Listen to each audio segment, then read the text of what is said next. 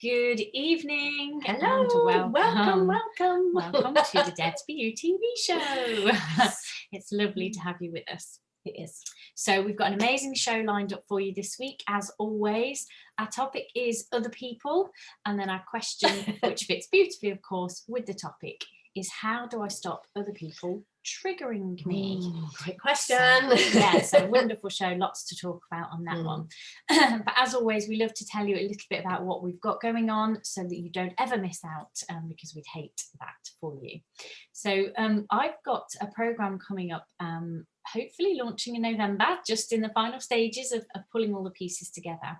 It's actually my first solo programme. It's really, it's like letting my little baby fly solo. Excited and nervous. And that's a full 6-month programme called Finding Your Voice. But in the meantime, I'm hosting an online masterclass on Sunday the 8th of November, half day, 10 till 12:30, also called Finding Your Voice, which if you want to know a bit more about what the full programme might entail, but also, come along and just get something for yourself. It's going to be a little bit of a taster. Yeah, it's going to be a lovely couple of hours, and it will give you an idea of the programme.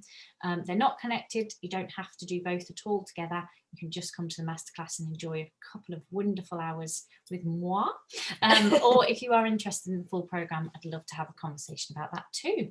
But you can find out more about the masterclass on our website, and I'm certain Deb will put the link below. Oh, I will, definitely. I will. And you can, go and join that. It's there's also, if you're not on our mailing list, it's worth being on it, because anyone that's on our mailing list gets a coupon for £25 off the masterclass.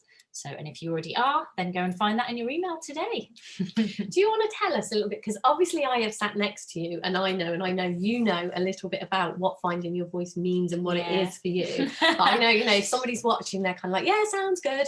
But I have watched you find your voice, basically. Yes. And I mean, essentially that is, whether it's the masterclass itself for a couple of hours or the full programme, essentially it is about what it was that sparked something in me, because not, I've always been able to speak, literally, but there's so many times, there's so many times in our lives, aren't there, that there's something going on inside of us, good, bad, ugly, and we're afraid to turn up in the world, to be who we are and to share what it is we've got to share.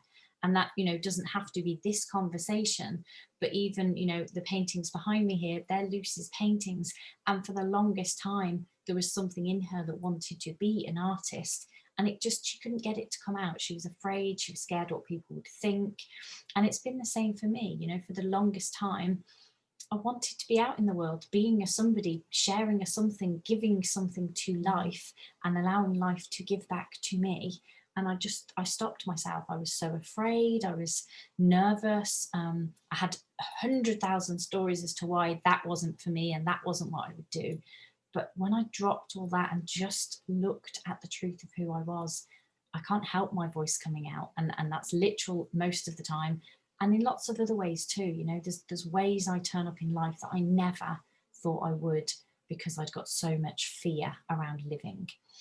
So it's very much about that. It's about what's going on for you, that in some way, are you holding yourself back? In some way, is there a fear that is stopping you living your life, living out in the world, and sharing what it is that you bring to this world? Because we all bring something, don't we? I read something yesterday that said, I can't remember the percentage, but it was something, it was ridiculous. It was something like 90-something% of illnesses are caused because as human beings, we don't know how to live fully expressed.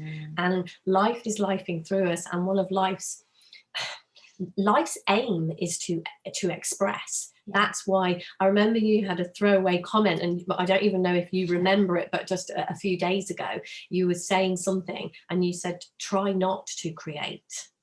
And it really hit me. I was like, yeah, as a human being, try not to create. And the thing is, I think when we don't fully express, it's like trying to push a big bubble down when we're not allowing ourselves to express life, and in not allowing what wants to come through us. It will come through, but it will come through as an illness, or it'll come through as something else, of some kind of thing, if we don't express ourselves. And I have absolutely watched you blossom, and you are so rarely ill these days. It is really, really funny. The more we express ourselves in very healthy, good ways as human beings, I think those funny little aches and pains, little backaches, stomach aches, these unexplained illnesses that we have, I think they are a lot to do with not expressing. Yeah. Anyway, we've got very off track there, but I'm a little bit excited about my baby venturing out into the world. Lovely to join. Yeah, totally. It's going to be a great class on that Sunday. I'm really, really excited for anyone that does that. And just quickly before we dive into our topic, I have also got some spaces on my one-to-one mentoring program that I do. So we won't talk a lot about that. Maybe we'll talk about that another time. But we will put a link to that below. And if you're interested at all, it is on our website. And if you want to have a conversation with me about that, then please do get in touch. I think it's time to dive into our show now, don't you? I think so, yes. So our topic this week is other people. And it's funny that ended up being our topic this week. And this morning I'm on a 90-day program that we're actually running. It's the Warrior's Journey, which you may have heard us talk about before, that we've kind of relaunched this year, and we kind of send ourselves the emails because we like to keep up with our own stuff and know whether what we're saying is useful or not.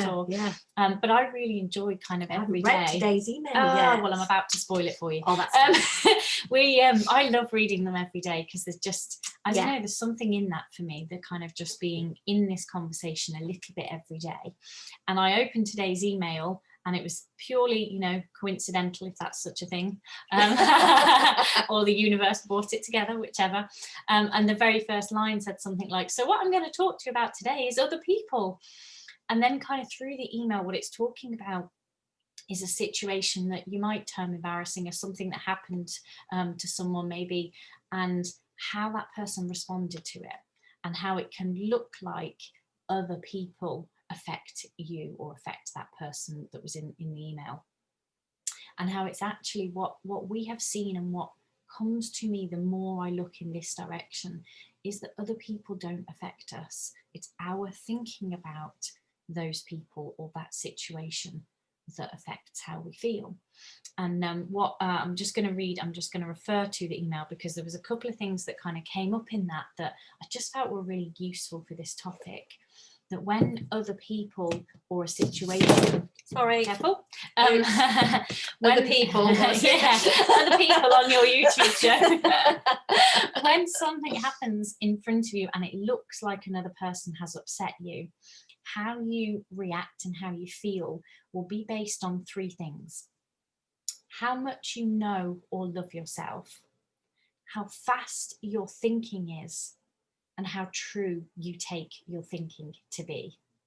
And I love that because as the email goes on, it kind of expands on that.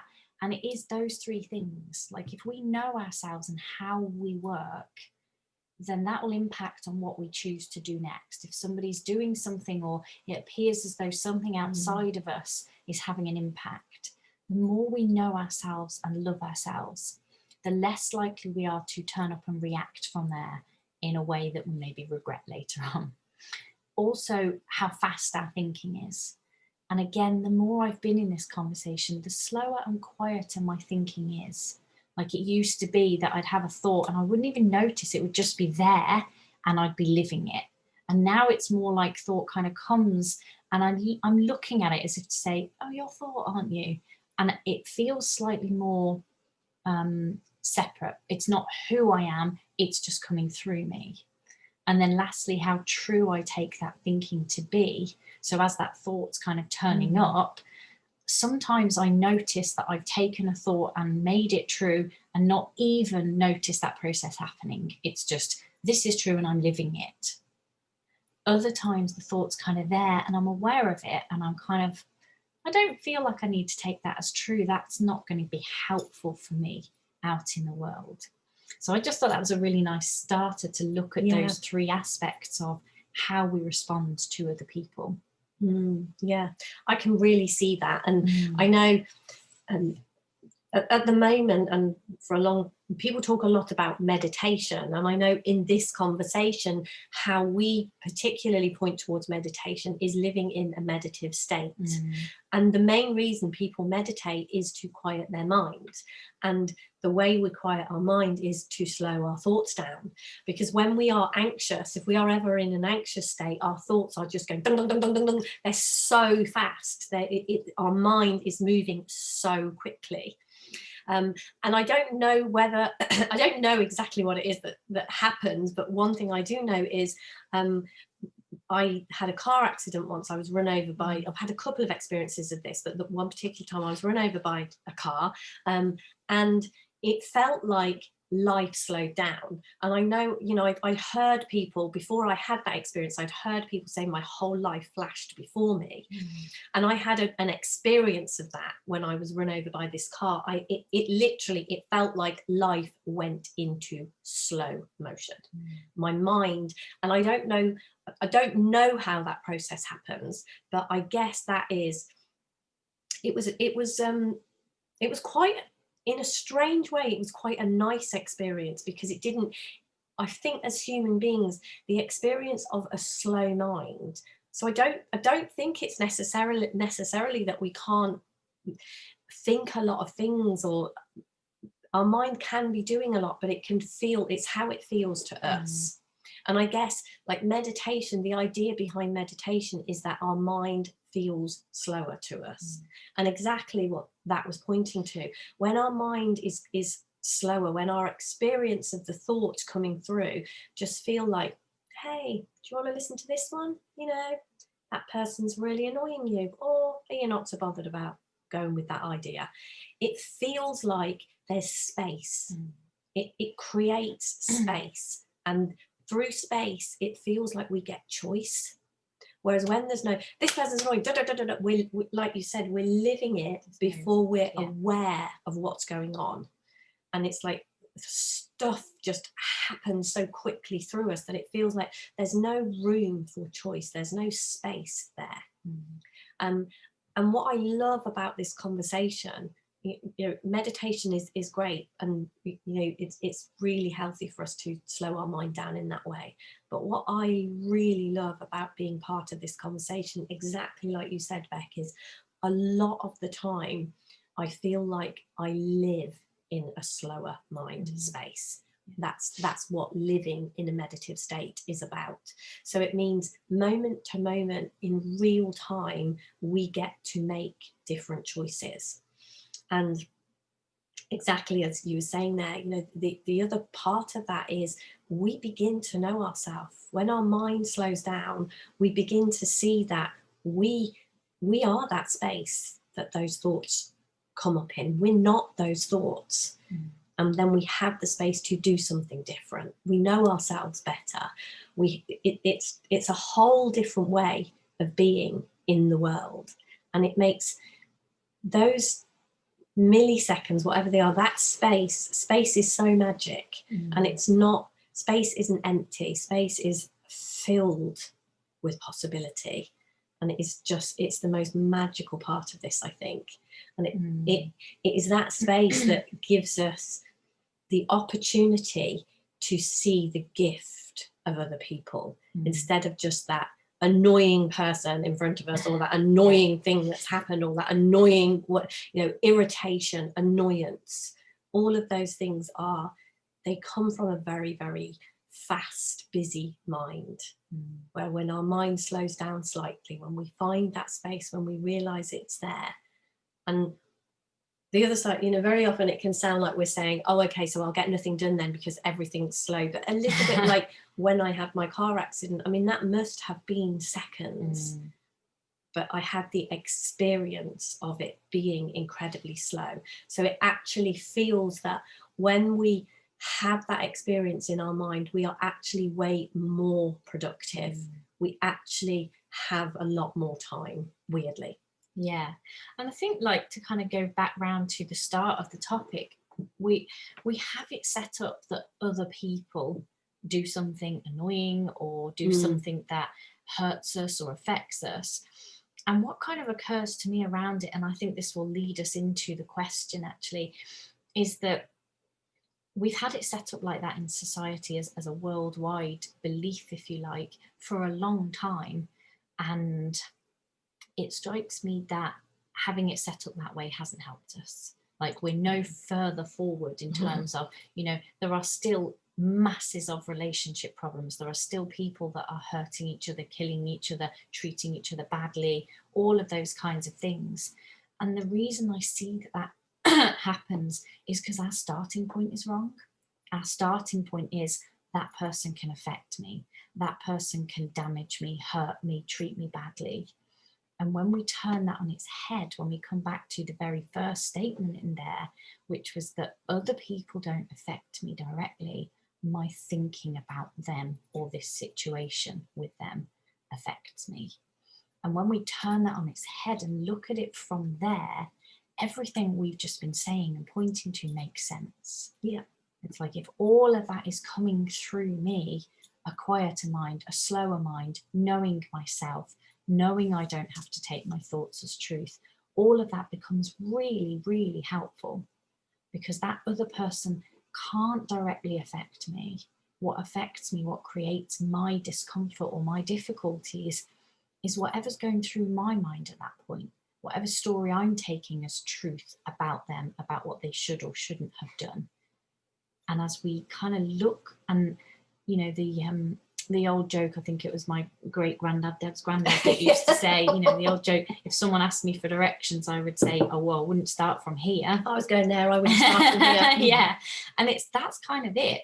If where we're going in this conversation is happy, healthy relationships, I wouldn't start from the position of other people can hurt me and affect me, because I'm never going to get there.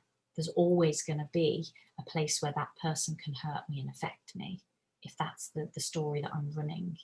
When I start from the position of knowing how I truly work, knowing my experience comes through me, then all of everything we'll be pointing to, and we're going to move into the question and point a bit more, I think, is really helpful. And that's where happy, healthy relationships of all descriptions, that's where they're born. Yeah.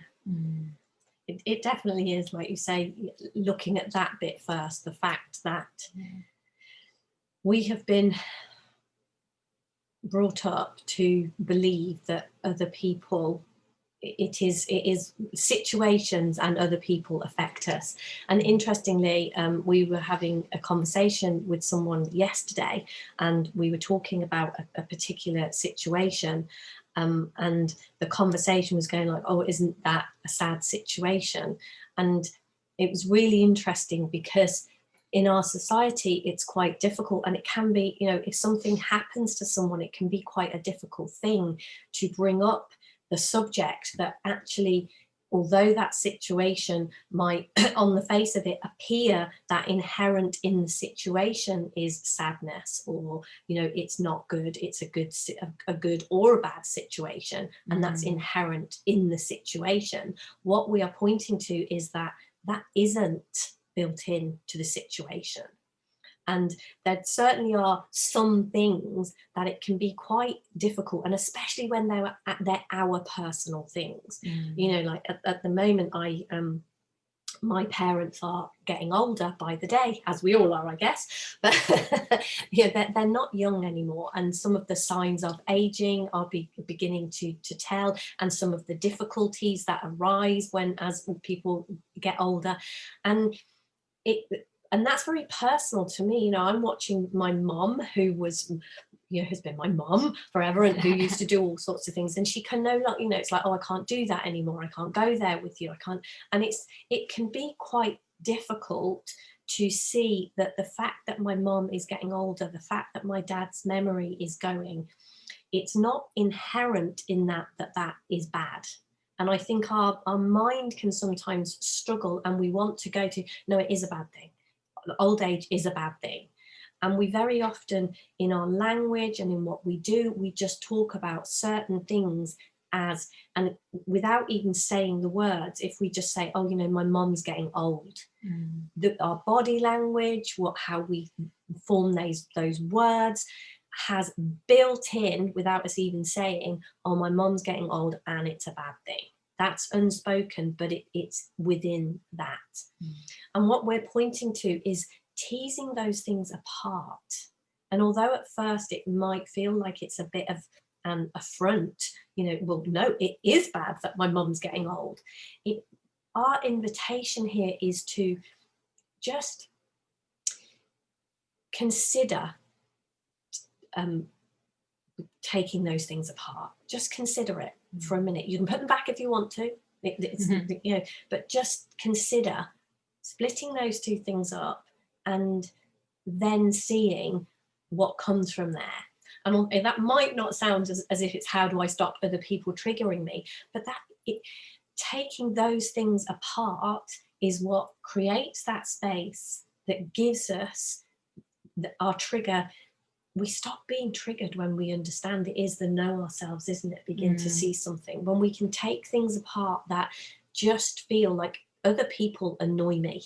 If we have those things built in and put together, then other people are forever going to trigger us. If we can consider taking those things apart, pulling them apart and not having them as rolled in together, then other people you'll be amazed at how much less you're triggered. Yeah. And it's that kind of almost pulling apart, kind of somewhere within us, that's what creates that space we were talking about. That's what creates that moment where you get to see what's happening through you rather than it just being you, it taking over you. Because I kind of, when I read the question, I think Deb came up with it while I was not around last week, and I kind of heard the question and thought, oh, that's an interesting one, because first of all, for me, it's like, what do we even mean by somebody triggering us? And I was watching, I'm watching a great TV series at the moment. Well, I'm actually watching it on DVD.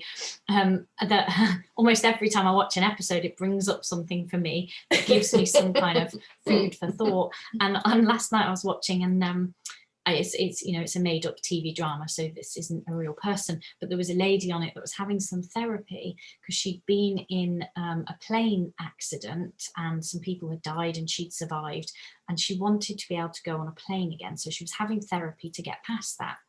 And as part of that, her therapist took her on a plane and they were about to take off, and she had a complete meltdown. And it's all obviously very dramatized because it's a TV show. But when they got back into the therapy room, he kind of said to her, what was it that happened for you at the moment that you essentially melted down? And they unpicked it together, and essentially what had gone on for her was he'd reached over and held her hand and told her to breathe a little bit to keep her calm, and that was in her mind the exact same thing that happened during the plane crash. So it appeared as though he had triggered her. Now obviously they were doing therapy and not necessarily pointing to what we are, so it kind of went off on a different track then.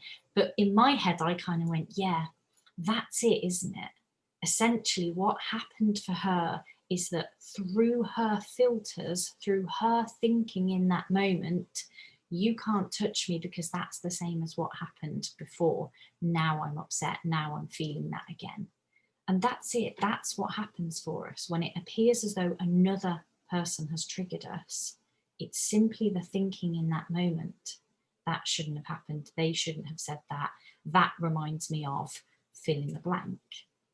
But it's all going on internally. It's all going on within us.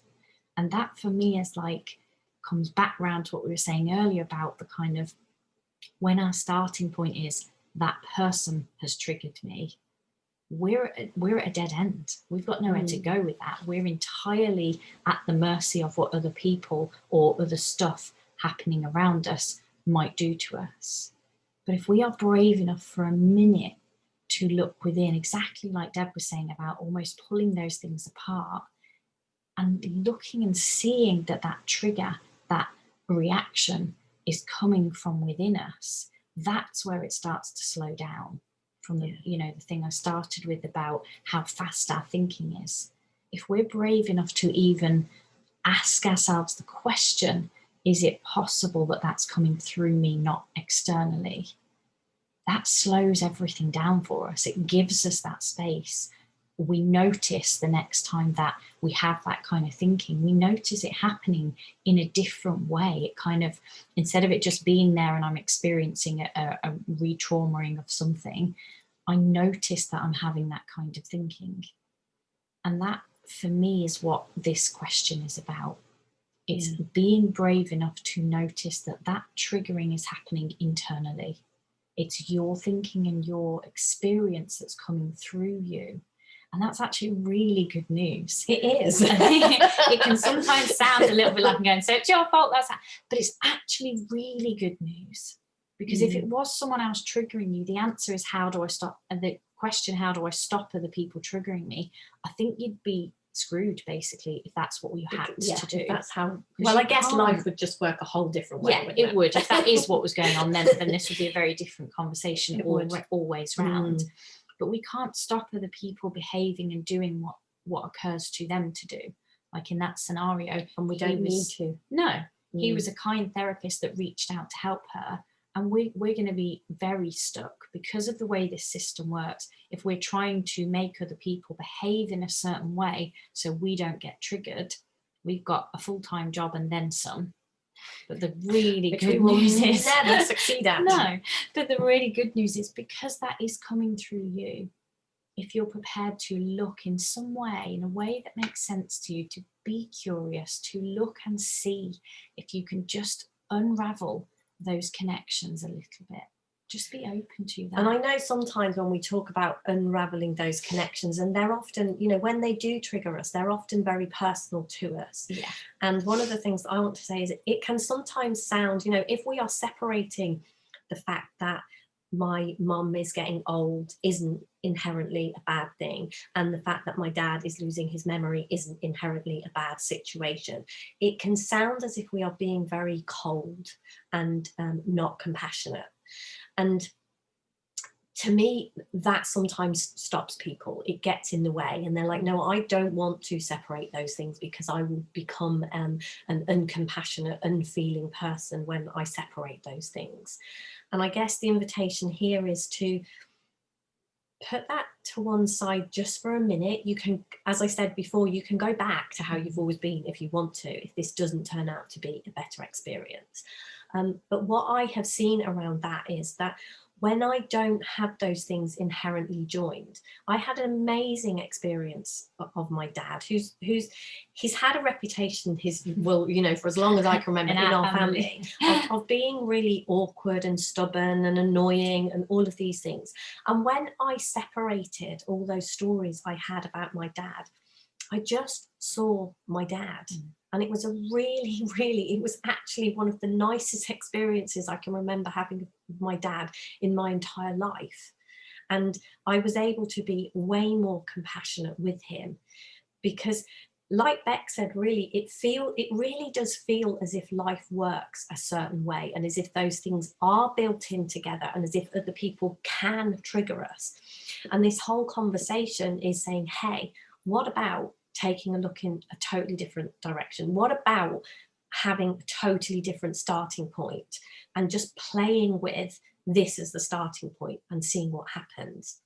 Because what I have noticed is life is kind, life is generous, life is compassionate, and we have accidentally got it the wrong way around how it works. And when we realign and go with how life actually works, that love, compassion, kindness, generosity just floods into that beautiful space. That space we've talked about isn't empty. It is full of all of those things. And we become much nicer people, actually, than when we are holding on to those connections. So hopefully that has gone some way to answering the question and touching on the topic. And so thank you very much for being with us today. Before we finish, I think the last couple of weeks we've done this, and it's quite a nice little slot in our show. We want to recommend something for you to watch or listen to or read. This week it's a watching. And so our recommended resource for you to kind of go away and have a little watch. There's a video on YouTube, which I'm confident Deb will put the link below. It'll be here. It's a beautiful conversation between Michael Neal and Mavis Khan about waking up to who we really are. She's an amazing lady. Beautiful, and Michael's okay. Yeah, Michael's all right, actually. Maybe he's never watched it. Hi, Michael. So yeah, we highly recommend going to have a little watch of that. For me, it's always helpful if this conversation brings something up for you to listen to different people kind of point to this and share the same thing. So go and have a watch of that. So next week, what have we got coming up next week? Next week, our question next week is, what about child abuse? A toughie, but let's not hide from it. No, this is it. I think these things need to be out in the open, and very much what we're pointing to, it to me, what we share does have an impact on stuff that is tough and real out in the world. So yeah, I'm absolutely up for anything. And our topic next week is going to be love, which we love that one. We love. What's not to love about our the topic of topic. love? And just before we finish today, I just want to say, if anything that we have shared today has brought something up for you, then please do message us, be in touch. You know, we like to talk to people, we like to clarify things. We have, I don't know where you're watching this because this goes out in a couple of different places, but we have our YouTube channel, we have our Facebook group, we have, as we were talking at the beginning, ways to work with us. So if anything has come up for you, please don't just sit with it, do reach out if you need to. Yeah, we're pretty available. So be in touch. So thank you very much for joining us. Thanks. Have a great day. Bye. Bye.